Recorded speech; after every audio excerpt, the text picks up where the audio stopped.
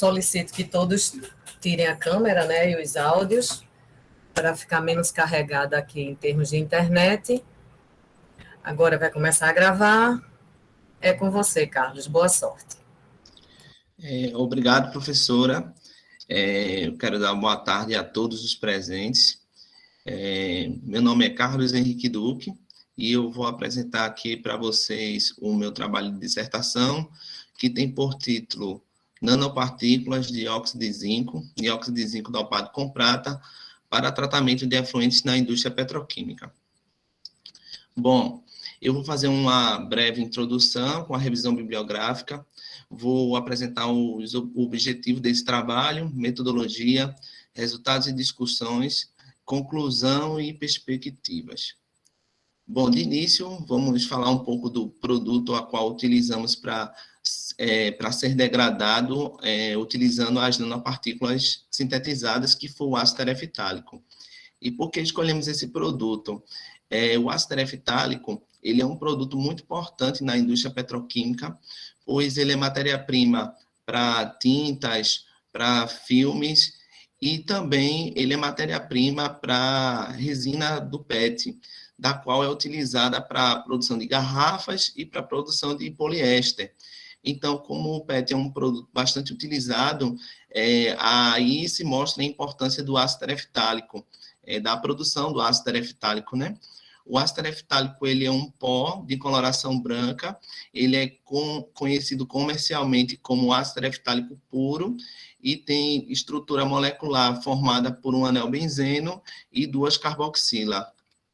Para produzir o ácido tereftálico é utilizado como matéria-prima o paraxileno e através de processos de oxidação, como indicado aqui no slide, a gente obtém no final o ácido tereftálico, mas nem todos os subprodutos eles são convertidos em ácido tereftálico, ainda ficando parte de 4-carboxibenzaldeído, que é um contaminante do produto final.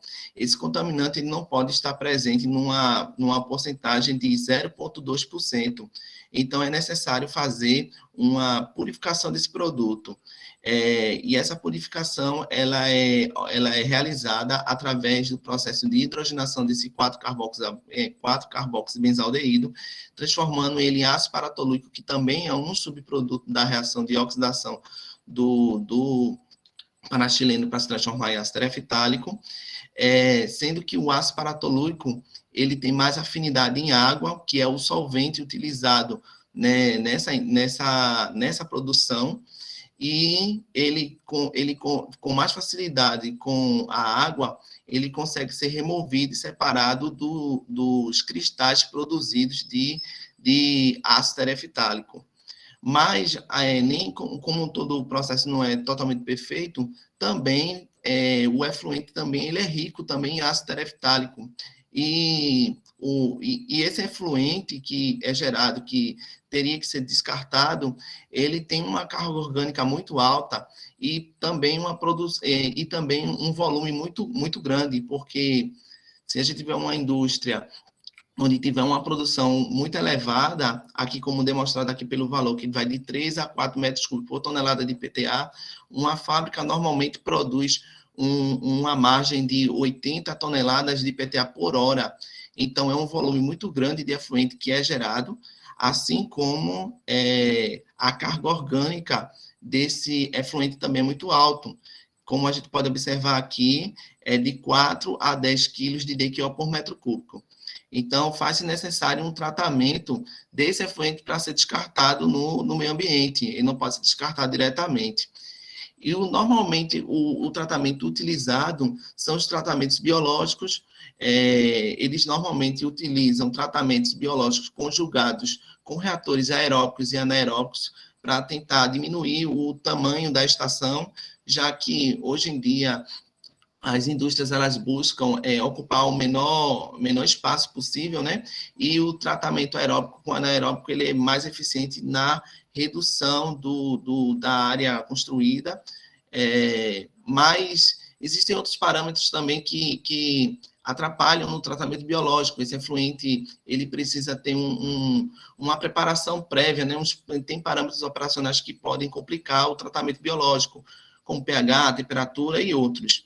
Então, também tem-se estudado outras alternativas para tratamentos de efluentes de PTA, como o processo por adsorção, floculação e coagulação, eletrocoagulação e o processo de oxidação avançada, que se destaca muito bem o processo de oxidação avançada, pois ele gera poucos resíduos e também ele tem uma eficiência muito boa para áreas bem menores quanto a ocupadas por tratamentos biológicos. O processo de oxidação avançada, ele pode ser classificado como homogêneos e heterogêneos, onde, através de estudos, foi verificado que o processo de oxidação avançada do tipo heterogêneo se mostrou bastante eficiente para degradar o PTA, utilizando nanopartículas. E dentre das diversas nanopartículas, podemos citar a nanopartícula de óxido de zinco, que é a deste trabalho. O óxido de zinco, ele é um semicondutor, ele tem estrutura cristalina hexagonal tipo wurtzita, ele tem uma coloração branca e possui um band gap de 3,37 electrovolts.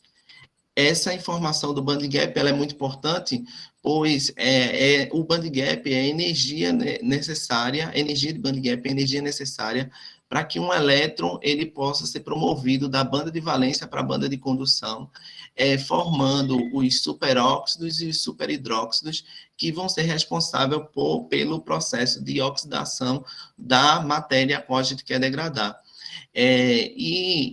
O óxido de zinco ele é bem destacado, principalmente para a utilização como fotocatalisador, já que a energia do fóton, ao utilizar a energia de um fóton, ele tem energia suficiente para promover o elétron da banda de valência para a banda de condução, fazendo recombinações na sequência. Mas, às vezes, é necessário melhorar esse produto para que a gente possa ter uma eficiência melhor da utilização do fotocatalisador.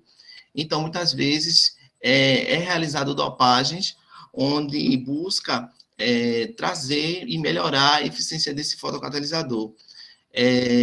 Através a dopagem, ela traz um subnível, a qual o elétron, ao fazer o processo de excitação, ele pode saltar a banda de valência, a banda de condução, e no processo de recombinação, antes ele vai para o subnível, para depois ir para a banda de valência. Isso faz com que ele possa gerar mais superóxidos e superhidróxidos, melhorando assim a eficiência do fotocatalisador. Outro ponto que pode vir através do fotocatalisador é da utilização de fontes com energias menores, como a radiação visível. Se fosse utilizar a radiação visível no fotocatalisador puro, do óxido de zinco puro, ele não conseguiria fazer a promoção da banda de valência para a banda de condução, pois ele não tem energia suficiente para fazer esse tipo de promoção. Então, a dopagem, ela ajuda também nesse ponto, pois, através de ressonância plasmônica, ele consegue fazer com que haja uma condução, gerando, assim, os superóxidos e superhidróxidos, mesmo que num tempo mais curto do que o provocado pela radiação UV, por exemplo, que é a radiação que tem energia necessária para promover o elétron da banda de valência para a banda de condução no óxido de zinco. Bom, mas como produzir ou sintetizar essas nanopartículas, né? Existem vários métodos de síntese de nanopartículas, como deposição de vapor, precipitação em solução aquosa, processo sol e gel, precipitação por microemulsão, processos mecanoquímicos e síntese hidrotérmica. Onde eu vou destacar a síntese hidrotérmica, pois é um processo onde a gente tem um controle da reação, um controle bom da reação, e ele consegue, e ele é dividido em dois tipos. a gente pode fazer a síntese hidrotérmica através assistida por micro-ondas ou pelo método convencional. A diferença entre o assistida por micro-ondas e o método convencional é a forma como ele faz o processo de síntese. Com micro-ondas, a gente consegue uma uniformidade na temperatura da solução a qual vai sofrer o processo de radiação por micro-ondas. As micro-ondas, elas passam para a solução, não fornecendo energia térmica para o recipiente a qual a solução estará e que terá a síntese, e através de movimentos das moléculas de água ao processo de aquecimento.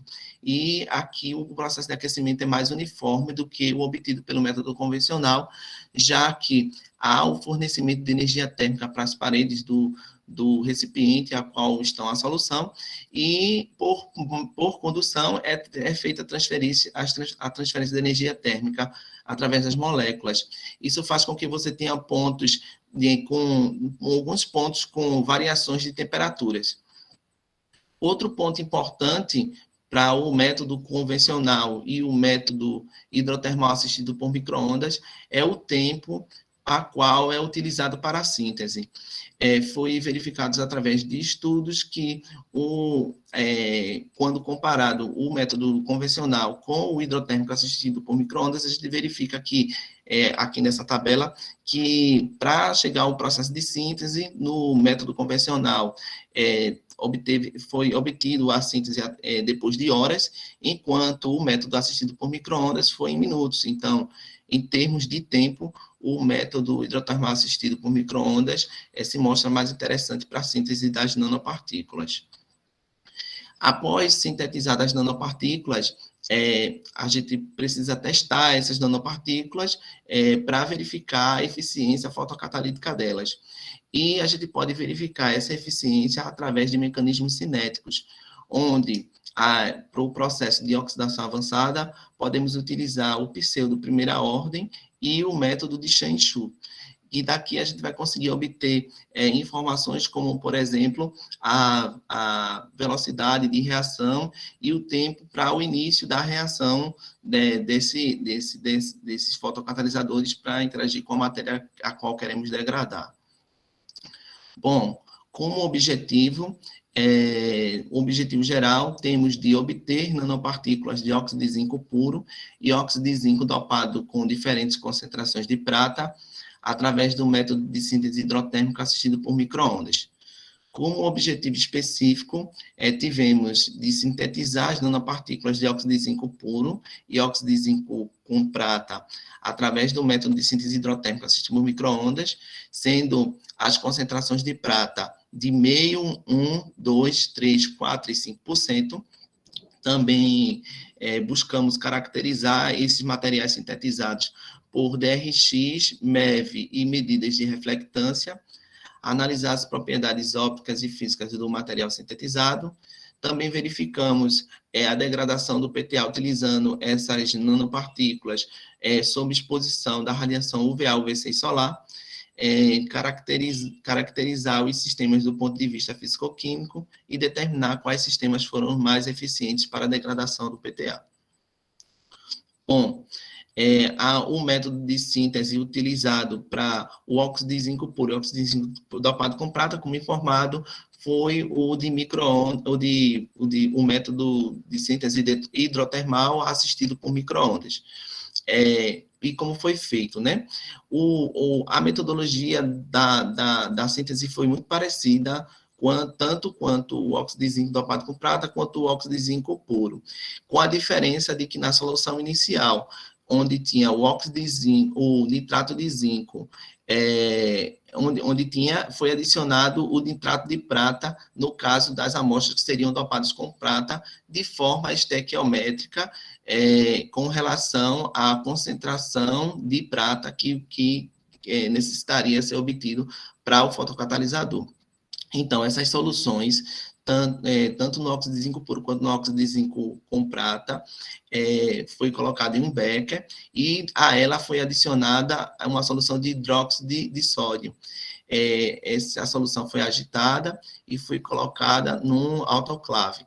Esse autoclave ele foi colocado no micro-ondas e, através desse micro-ondas, a gente ficou com a amostra exposta às micro-ondas por 32 minutos, com o controle de temperatura de 120 graus. Após sintetizado e formada as nanopartículas que queríamos obter, fizemos a lavagem dessas nanopartículas e secamos. Outro ponto, após sintetizadas as nanopartículas, nós fizemos a caracterização desse material justamente para verificar, primeiro, se foi obtido o material a qual queríamos, que era o óxido de zinco, através da difratometria por raio-x. Também, por essa técnica, obtivemos o tamanho, buscamos obter o tamanho do cristalito através da equação de Scherrer e as distâncias entre os planos. Com o VVIS, a gente buscou verificar as propriedades ópticas do material, obtendo espectros de reflectância, e através do método de Kuppel-Kamun, que a gente conseguiu verificar a absorvância do material. E, utilizando o MEV, verificamos qual é a morfologia do material sintetizado. Para poder fazer o teste de degradação do material através do processo de fotocatálise, fizemos uma solução de PTA com concentração de 20 miligramas por litro de PTA. Essa solução, junto com os fotocatalisadores, foi submetida às radiações UVA, UVC e a radiação solar. A radiação UVA e UVC foi submetida em um reator fotocatalítico e a radiação solar é exposta à radiação do sol. E durante determinados períodos foram coletadas alíquotas desse material para fazer análise da concentração de PTA nessas alíquotas através do HPLC. Bom, como mecanismo de síntese, verificamos que o nitrato de zinco, ele em solução aquosa, ele forma íons de zinco. Esses íons de zinco, ele interagem com íons hidróxido em uma solução básica, formando um precipitado branco de hidróxido de zinco. Esse precipitado branco de hidróxido de zinco, ele é muito instável em soluções básicas. Então, há a formação de íons de hidróxido de zinco. Esses íons de hidróxido de zinco, ao interagir com esses íons de hidróxido de zinco, quando submetido ao método hidrotérmico assistido por micro-ondas, ele forma um precipitado de hidróxido de zinco, que aí já é estável em soluções básicas, onde depois vai ser retirado, lavado e seco esse material para obter os pós sintetizados que estão indicados aqui na figura. A gente obteve o óxido de zinco, como eu informei, ele tinha coloração branca, né? Mas ao dopar com a prata, houve a variação da coloração desse material, com um tom acinzentado. Quanto maior a concentração de prata, maior a intensidade do tom acinzentado da amostra, como mostrado aqui na figura, né? Bom, e após sintetizado, foi verificado se realmente o que nós obtivemos foi o óxido de zinco, né? E através de difratogramas, verificamos e comparando com fichas CODE, como a CODE 96900-497, a gente confirmou a formação do óxido de zinco em todas as amostras sintetizadas. Um fato interessante que foi indicado pelos difratogramas é que as amostras de meio e 1% não apresentaram formação de subprodutos, da qual só foi visto após as amostras que possuíam acima de 2% de concentração de prata na amostra, e onde foi formado o subproduto de óxido de prata e prata metálica. A partir da concentração de 3% também foi visto picos referentes ao óxido de sódio. Estudando melhor os picos mais intensos, que foram referentes ao plano 101 e 002, a gente consegue observar que a prata ela teve uma influência no ângulo 2θ dos difratogramas. Conseguimos observar que a maioria das amostras elas tiveram um efeito de redução do seu ângulo de 2θ, enquanto a amostra de 1% ela teve um aumento do ângulo de 2θ. A amostra de 1% provavelmente sofreu um efeito de compressão, enquanto as outras amostras sofreram um efeito distensivo, isso referente à dopagem com prata. A dopagem com prata provocou esse efeito. Bom, através também dos difratogramas foi possível obter o tamanho do cristalito, através da equação de Cherré. E a gente pode observar que as amostras dopadas com pratas, elas aumentaram, com exceção da amostra de 2%, que ela teve exatamente o mesmo tamanho do óxido de zinco puro. Mas a gente pode observar que a dopagem com prata, na maioria das amostras, ela teve um aumento, um crescimento do cristalito. Isso também foi influência do dopante e também uma provável substituição do íon de zinco pelo íon de prata. O íon de prata ele é muito maior que o íon de zinco. O íon de zinco ele tem um tamanho de 0,72 angstrom, enquanto, o raio iônico, ele possui um raio iônico de 0,72 angstrom, enquanto o raio iônico da prata é de 1,22 angstrom. Então, isso pode ter influenciado no tamanho do cristalito.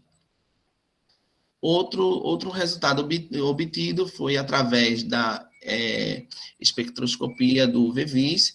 A gente conseguiu obter resultados de reflectância do material sintetizado, onde a gente pode observar aqui que o óxido de zinco, ele teve reflectância máxima na faixa da região do visível, que é a faixa que compõe de 360 em diante, e a gente pode observar que na região do visível, as amostras dopadas com pratas, elas tiveram uma menor reflectância quando comparado com óxido de zinco puro. Verificando a absorvância do material, a gente também conseguiu ver através do Kubel-Kamunck que as amostras também dopadas com pratas, elas absorveram na região também do visível, enquanto o óxido de zinco não absorveu na região do visível, e na região do UV, as amostras dopadas com pratas absorveram mais, com exceção das amostras de 3% que teve absorvância parecida com a do óxido de zinco, e a de 5% teve um resultado menor.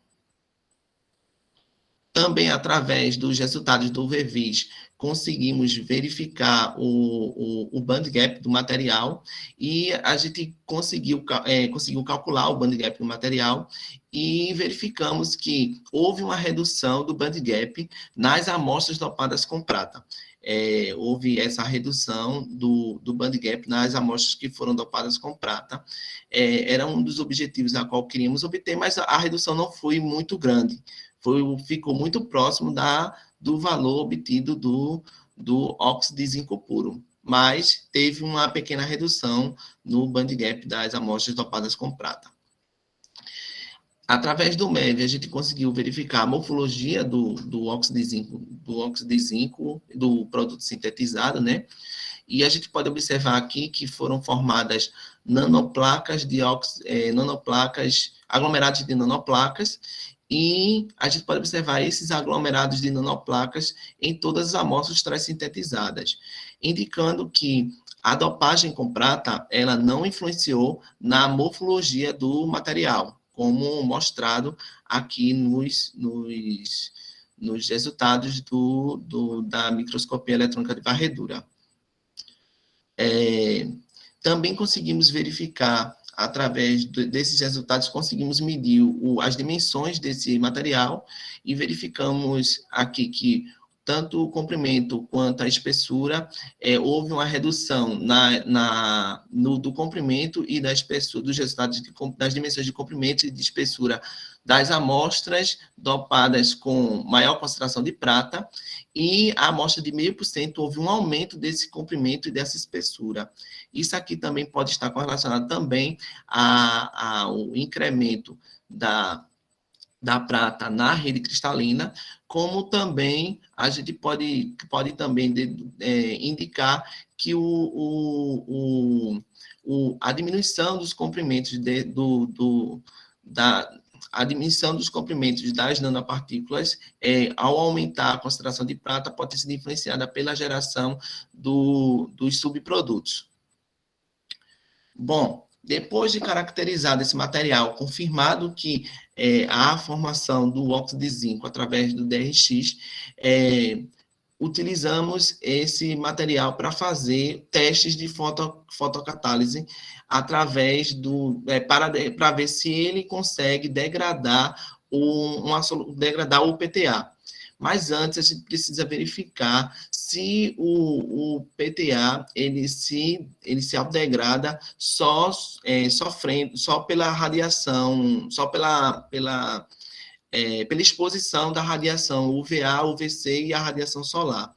E aqui nesse gráfico a gente pode verificar que praticamente não houve degradação do material que estava na solução, né? Só verificamos um pouco de degradação com a exposição da radiação UVC, mas foi muito pouca. Ela ficou menos de 5% de degradação em 2 horas. Enquanto as outras tiveram um aumento da sua concentração.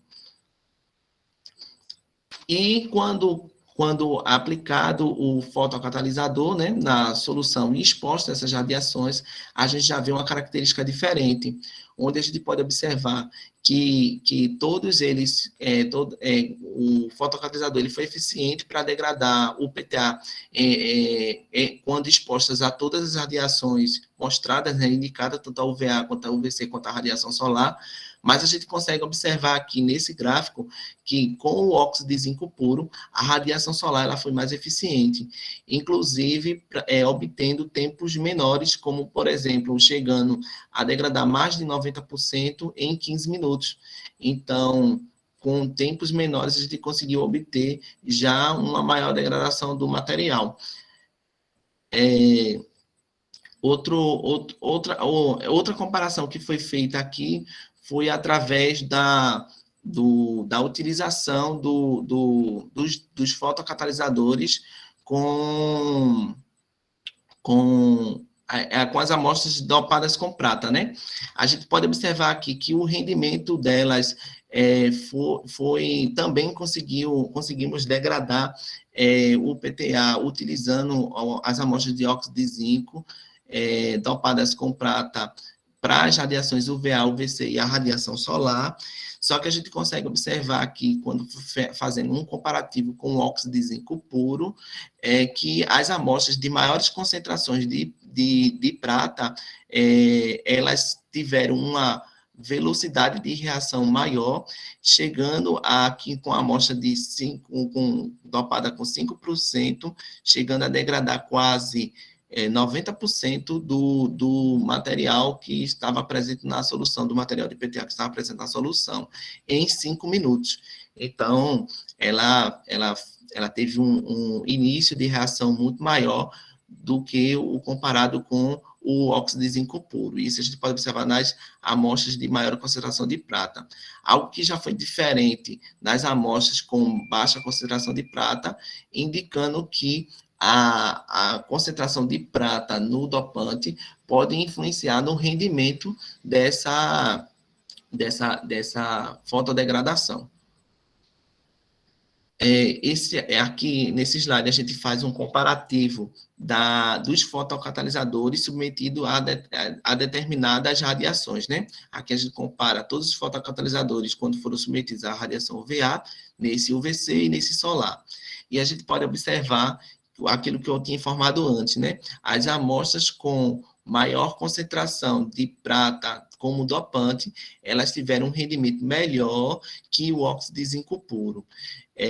Também foi observado isso também na radiação UVC e na radiação solar. E um outro ponto também observado é aquilo que eu também tinha informado, né, que as amostras dopadas com prata, elas, a maioria, né, acho que tem maior concentração, elas tiveram um início de degradação de rendimento melhor do que o óxido de zinco puro, principalmente na radiação solar, que foi aquilo que eu informei, que em 5 minutos a gente conseguiu obter quase 90% de degradação já na amostra, já utilizando o óxido de zinco dopado com 5% de prata, e com 4 e 3% a gente chegou a quase obter 80% de degradação em 5 minutos. Também foi feito o estudo cinético dessa degradação, né? Como eu havia informado, a gente utilizou 2 modelos, o modelo de pseudo primeira ordem de Shan-Shu, que são bastante utilizados no processo de oxidação avançada. E a gente conseguiu verificar que esses 2 modelos eles se adequam bastante à cinética de degradação do PTA, utilizando tanto o óxido de zinco nas radiações UVA, UVC e solar, quanto os óxidos de zinco dopados com prata. Ao verificar aqui os gráficos, a gente vai observar de que os 2 modelos eles andam bem próximos, com pequenas variações em determinados pontos do tempo, mas os 2 modelos eles são bem adequados a esse tipo de degradação. Aqui é no óxido de zinco puro, aqui foi no óxido de zinco dopado com 0,5% de prata, aqui com 1% de prata, com 2% de prata, 3%, 4% e 5%. Se vocês perceberem, a gente verifica que elas realmente ficaram bem próximas dos 2 modelos, indicando que são bem adequados a esse tipo de degradação, que é a degradação do PTA através do óxido de zinco e óxido de zinco dopado com prata submetido à radiação UVA, UVC e solar. Aqui também a gente consegue constatar isso através do coeficiente de correlação. A gente verifica que eles tiveram valores acima de 0,90 em todos os fotocatalisadores, em todos os processos de fotocatálise, indicando que os modelos eles são bem adequados a esse tipo de reação. E também o modelo aqui ele traz uma informação muito importante, que é o tempo inicial para se iniciar o processo de reação. E aqui a gente começa a observar a diferença entre os fotocatalisadores, né? Na radiação UVA, que aqui fica mais claro do que nos gráficos. A radiação UVA, indicada aqui pelo método de Shan-Shu, a gente verifica que ela teve a margem de 17 a 21 minutos nas amostras dopadas com prata, e utilizando o fotocatalisador puro, foi de 23 minutos para se iniciar a reação quando submetida à radiação UVA. Já a amostra de 0,5%, ela iniciou com 48 minutos, indicando aqui que com a utilização da radiação UVA, a gente teve um baixo rendimento quanto ao início da reação, utilizando as nanopartículas de óxido de zinco dopadas com prata com 0,5%, tendo uma influência aí na concentração da dopagem, né? É claro, dá para ver que quanto maior a dopagem, menor foi o tempo para o início dessa reação na radiação UVA. A gente também vai conseguir observar aqui nessas, né, e os 2 modelos, eles dão o mesmo tipo de informação. A gente também vai conseguir observar aqui que a radiação UVA, ela foi o que teve o maior tempo para o início da reação. Então, a gente consegue observar aqui que no UVC, esse tempo já reduziu aqui, ó, para até um pouquinho maior que 6 minutos. Lá, o menor tempo era 17, né? E aqui é 6 minutos. E aqui a gente também pode observar de que as amostras dopadas com prata, as soluções que foram utilizadas, as amostras que estavam dopadas com prata, elas também tiveram um rendimento melhor do que o do óxido de zinco puro, com exceção da amostra de 0,5%. E também no UVC, a gente também consegue observar o mesmo resultado. Tanto do Chenchu quanto do UVC, eles dão exatamente eles dão resultados bem parecidos. E na radiação solar, esse tempo já foi reduzido no início aqui na amostra de 5% para quase 2 minutos. Já mostrando que a radiação solar, utilizando esses fotocatalisadores para degradar a matéria orgânica do PTA, para degradar o PTA, ele foi mais eficiente que as outras radiações. Mostrando aqui também que as amostras de maiores concentrações de prata também tiveram um melhor rendimento do que as de menores concentrações de prata. Bom, como conclusão do trabalho, a gente conseguiu sintetizar o óxido de zinco puro e o óxido de zinco dopado com prata. A gente verificou que houve a síntese através do DRX, né? Foi possível obter essa informação através do DRX. Também verificamos que esse óxido de zinco e o óxido de zinco puro, conseguimos verificar a morfologia dele, que foi a de nanoplacas através do MEV. Também verificamos as propriedades ópticas do material através do UV-Vis. Também conseguimos verificar que foi possível fazer a degradação do PTA utilizando as 3 radiações, tanto a UVA quanto a UVC e a solar, com o uso tanto do óxido de zinco puro quanto do óxido de zinco dopado com prata, com destaque para a radiação solar, onde ela apresentou um rendimento melhor que as outras 3 radiações, mas as 3 radiações, a gente conseguiu degradar o PTA utilizando as 3 radiações. A diferença foi o tempo que elas tiveram para fazer esse processo. A cinética de degradação de PTA atendeu ao modelo de pseudo primeira ordem e o modelo de Chan-Chu. Como a gente verificou, os 2 modelos eles se adequaram bastante à cinética de degradação de PTA. E também, através desses resultados, a gente conseguiu verificar que o sistema mais eficiente para fazer a degradação do PTA é utilizando a radiação solar com os fotocatalisadores de óxido de zinco dopados com 3%, 4%, 5% de prata, como eu disse, exposto à radiação solar. Como perspectivas, temos de caracterizar os fotocatalisadores por espectroscopia na região do infravermelho e também por termogravimetria. Também temos de realizar estudos de degradação do efluente real da indústria com a utilização dos fotocatalisadores sintetizados. E também temos de realizar estudos de recuperação e reuso do fotocatalisador usado no processo de degradação. Muito obrigado pela atenção de todos, e é isso.